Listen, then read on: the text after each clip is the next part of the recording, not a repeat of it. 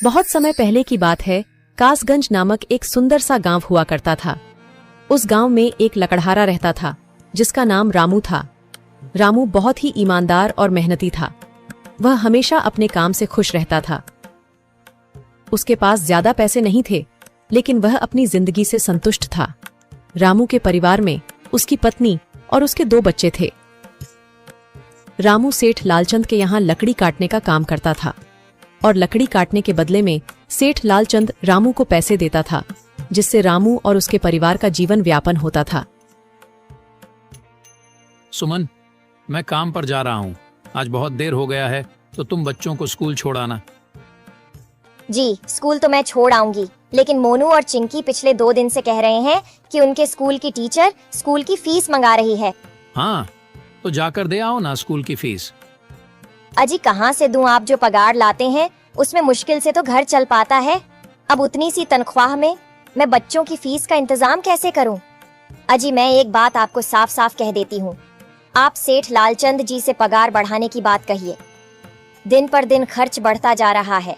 बाजार में अगर सब्जी लेने निकलो तो सब्जियों के दाम आसमान छू रहे हैं, और बच्चों की पढ़ाई का खर्चा, घर का खर्चा अब इतनी कम तनख्वाह में कैसे गुजारा होगा? ठीक है, मैं आज ही सेठ जी से थोड़ा पगार बढ़ाने की बात करता हूँ। इतना कहकर रामू काम पर चला जाता है।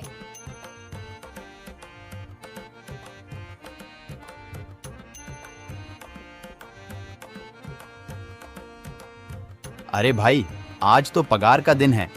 देखो, अब यह सेठ लालचंद कोई ना कोई लोचा जरूर करेगा। हमेशा कोई ना कोई बहाना बनाकर पगार कम कर देता है।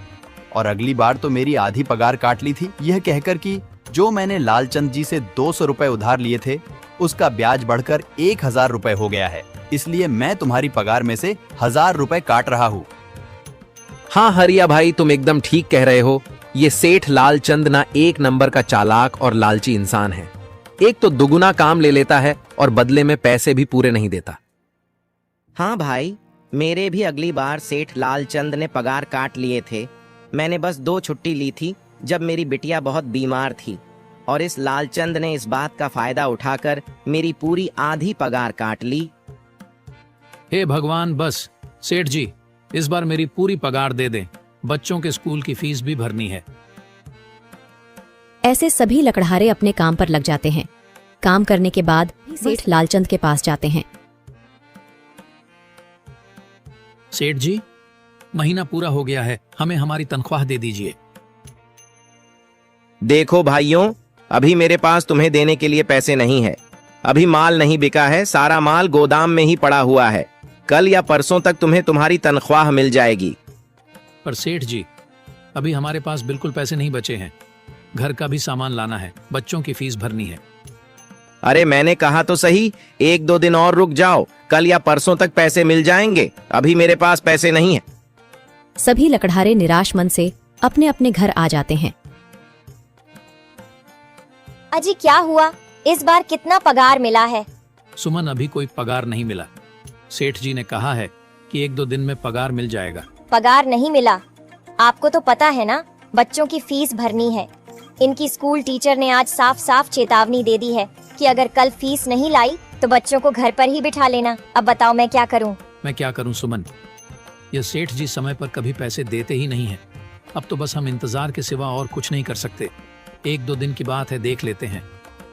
ऐसे ही 2 दिन गुजर जाते हैं। 2 दिन बाद सेठ लालचंद सबको पगार देता है। अरे हरिया, ये ले अपनी इस महीने की पगार। सेठ जी, यह तो बस 2000 है। मैंने तो इस महीने 3000 तक का काम किया है। हाँ, काम तो किया है, लेकिन तूने 1-1 घंटे आराम भी तो किया है। ये पैसे उसी आराम के कांटे हैं। पर सेठ जी, आपने तो कहा था 8 घंटे काम के महीने में 3000 मिलेंगे, और मैंने तो 8 घंटे काम किया और 1 घंटे आराम। देख हरिया, मुझे ज्यादा हिसाब किताब ना समझा। ये 2000 रख, अगर चाहिए तो, और अगर नहीं चाहिए तो कहीं और काम ढूंढ ले। बेचारे हरिया के पास उन पैसे को लेने की सिवाय और कोई रास्ता नहीं था। हरिया चुपचाप वह पैसे रख लेता है। रामू, ये लो तुम्हारे 2500 रुपए।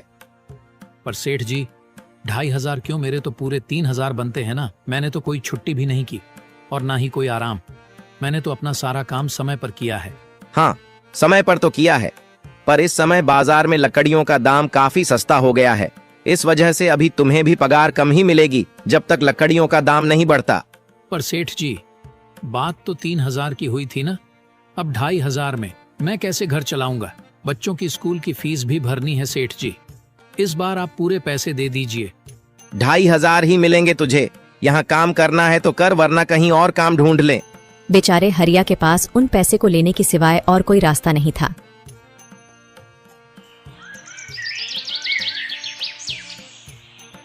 अरे भाई, यह सेठ लालचंद एक नंबर का बेईमान इंसान है। सारे पैसे अपने जेब में भर लेता है और बहाने बनाता है कि लकड़ियों के दाम सस्ते हो गए हैं। देख लेना, हम गरीबों की किसी न किसी दिन इसे जरूर हाय लगेगी। नहीं हरिया, ऐसे नहीं कहते। वह हमारे अन्नदाता है। आखिर उन्हीं के वजह से तो हमारा घर चल रहा है। अरे काहे का अन्नदाता? काम के पूरे पैसे तो देता नहीं है। पूरे महीने मेहनत करके भी क्या मिलते हैं? बस ये 2,000 रुपए। इसमें घर खर्च कैसे चलाएं?